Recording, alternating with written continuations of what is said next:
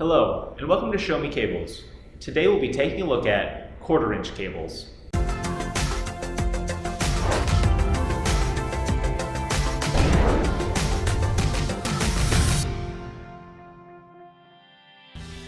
This is our stereo quarter-inch to XLR cable. The quarter-inch connector looks similar to the other widely used 3.5mm connector or 1/8 inch connector. But the quarter-inch is typically found on more professional level audio equipment, whereas the 3.5mm or 1/8 inch is usually on more home user equipment. Just remember, quarter-inch is the larger connector and 3.5mm is the smaller connector.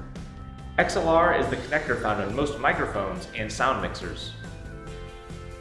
The cables are available in lengths from 6 feet to 100 feet.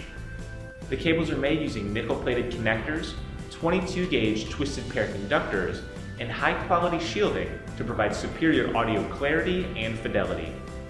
Whether you just need a short cable to plug in your headphones, or if you need to wire up an entire event, Show Me Cables has you covered. If you still have any questions, you can give our customer service department a call at 888-519-9505.